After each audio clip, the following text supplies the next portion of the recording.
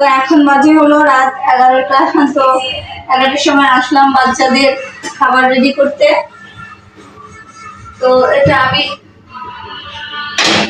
তো বাচ্চাদের ফিডার গুলো হয় কি মাঝে মাঝে ফুটাতে হয়, তা নাহলে গন্ধ হয়ে যায়, তাই কারি কুকারে দিয়েছিলাম ফিডার ফুটাতে। এই যে বাচ্চাদের ফিডার গুলো ফুটিয়ে নিলাম।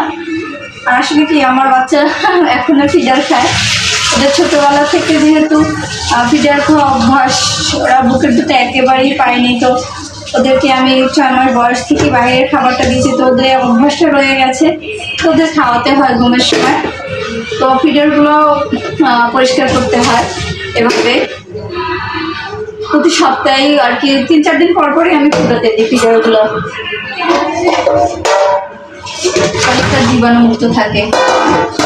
আর সব মায়েরাই হয়তো এটা, সব মায়েরাই করে, হয়তো কি সব বাচ্চাদের পুষ্টি নিরাপত্তার জন্য এটা সব মায়েরাই করে সত্যি কথা বলতে। আর এখন আমি ওদের খাবারটা রেডি করবো। তো ওরা ঘরোয়া সেরেলাকটাই খায়, আমি বাসায় কিনে সব কিছু ভাঙাই। তো ওটার সেরেলাকের রেসিপিটা আপনাদের সাথে কোনো এক সময় শেয়ার করবো সম্পূর্ণরূপে। তো আজ এখন আর মূলত আমার এই ভিডিওগুলো সব দেখে সবাই বলতে পারেন যে আমি আগে ছিলাম কোথায় এখন। তো আমি আমার ঢাকার বাসায় আসছি অনেকদিন পরে। তো এখানে অল্প কিছুদিন থাকবো, তারপরে আবার দেশে চলে যাব। তো আমি আমার ঢাকার বাসায় আসছি, এখন আপাতত ঢাকার বাসায় আছি। তো আপনারা গ্রামীণ এবং ঢাকার দুটো ভিডিওই আপনাদের সাথে শেয়ার করার চেষ্টা করবো। তো এখন আমি বাচ্চাদের খাবারটা রেডি করে নিচ্ছি।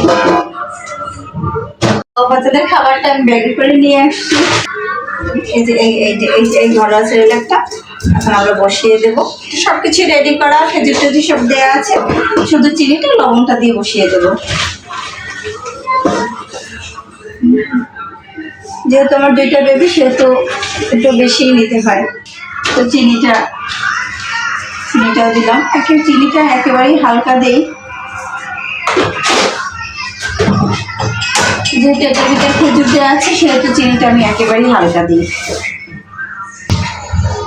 তো লবণটা দিয়ে আমি বসিয়ে দিলাম। তো আস্তে আস্তে হতে থাকবে।